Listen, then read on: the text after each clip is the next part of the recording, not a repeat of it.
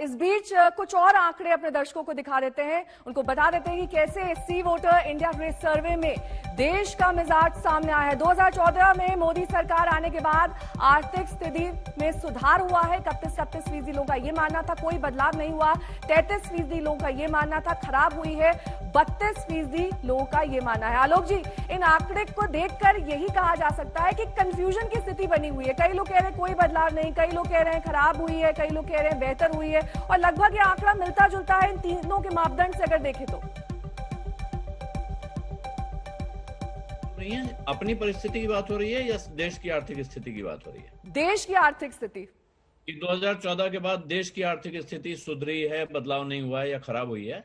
यहाँ दरअसल ये वाला जब आप इस तरह का सवाल पूछते हैं तो लोगों के अपने जो विचार होते हैं पहले से ज्यादातर वो यहाँ सामने आते हैं। लेकिन इससे महत्वपूर्ण सवाल वो है जो आपने पहले पूछा था कि एनडीए सरकार में अर्थव्यवस्था कैसी रही। बहुत अच्छा, औसत, खराब, बहुत खराब जो आंकड़े हैं सामने, उनमें बहुत सारे लोग देखिए कोरोना में परेशान हुए, मुश्किल, जिनके घर में मुसीबत आ गई उनके लिए तो कोरोना पर सरकार का प्रदर्शन अच्छा नहीं रहा।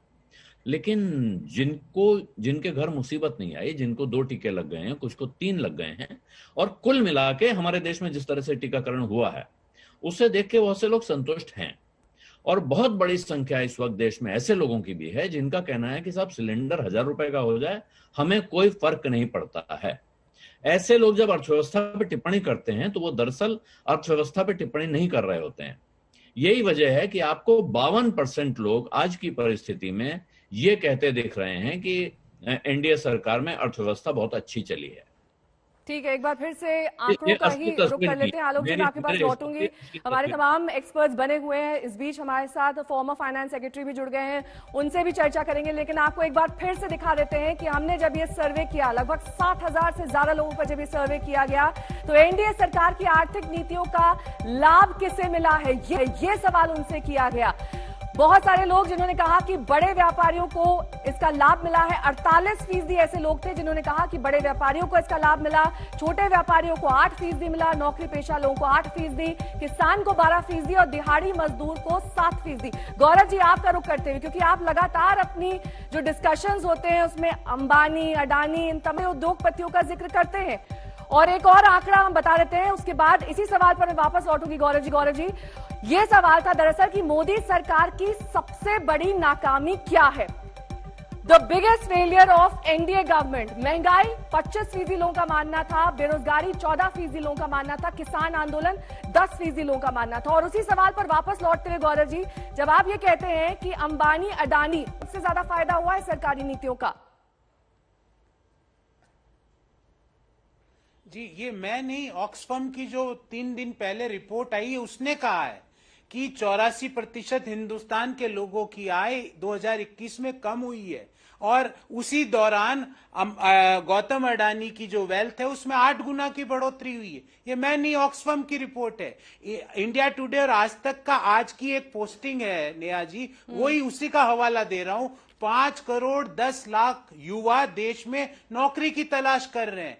बेरोजगारी की दर कॉन्स्टेंटली 7% के ऊपर और शहरी बेरोजगारी कॉन्स्टेंटली 9% के ऊपर है। फिर भी हमारे जो साथी प्रवक्ता बैठे हैं उनको इकोनॉमी ठीक लग रही है। होलसेल प्राइस इन्फ्लेशन 14% के आसपास चल रहा है, फिर भी इन्हें ठीक लग रही है। यूएस डॉलर के मुकाबले इंडियन रुपी मार्गदर्शक मंडल में जाके वापिस आया और बहुत जल्द वापस मार्गदर्शक मंडल में जाने वाला है। फिर भी हमारे जो दोस्त बैठे हैं उनको इकोनॉमी की हालत ठीक लग रही है। जो भारत के प्रति व्यक्ति पर जो सरकारी कर्ज था वो 46,000 रुपए था 2014 में, जो आज 96,000 रुपए हो चुका है। फिर भी इनको भारत की अर्थव्यवस्था ठीक लग रही है। कुछ आंकड़े मेरे पास भी हैं, चश्मे को चेंज करना पड़ेगा। ये हरे चश्मे की पर कैपिटा इनकम में सैयद जफर इस्लाम गिरावट देखी गई है। 2019-20 में पर कैपिटा इनकम 94,566 रुपए थी और वो घटकर अब 2020-21 में 86,659।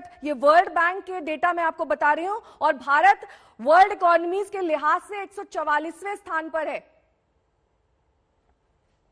देखिए, मैं 2-3 अहम बातें कहना चाहता हूं। इस तरह से आंकड़ों को सही परिप्रेक्ष्य में देखना चाहिए। पहली बात तो ये कह रहे थे अभी के महंगाई दर, WPI का इंडेक्स के बारे में बात कर रहे थे।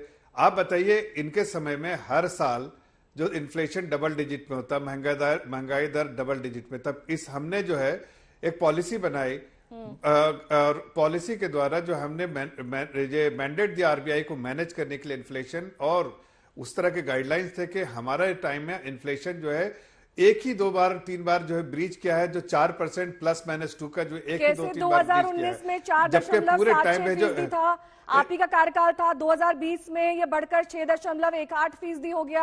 हालांकि पेट्रोल डीजल के प्राइसेस बोला तो एक दो शामिल बार नहीं होते, लेकिन उसे लेकर भी सुर्खियां लगातार रही और आपसे सवाल किए गए कि आखिरकार नहीं, एक मिनट सुन लीजिए, आप महंगाई बढ़ रही है सर।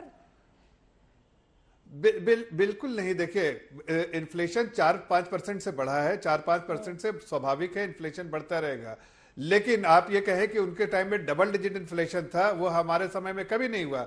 दूसरी बात जो आप कह रहे हैं, WPI इंडेक्स की बात कर रहे थे, जरा इनको देखना चाहिए कि ग्लोबल इसमें मार्केट में कमोडिटी प्राइसेस के दाम कैसे तेजी से बढ़े हैं, चाइना ने किस तरह से तेजी से बढ़ाने का जो के लिए जो काम किया है ग्लोबल जो कमोडिटी प्राइसेस के।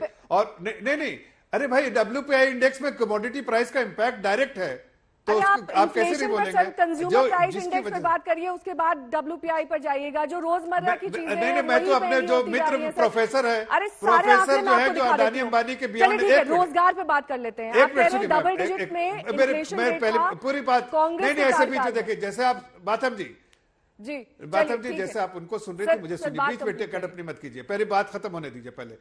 हाँ, मैं ये कह रहा हूं कि WPI का जिक्र किया, मैं WPI का कारण बता दिया कि ग्लोबल जो है कमोडिटी प्राइस की वजह से इंपैक्ट है।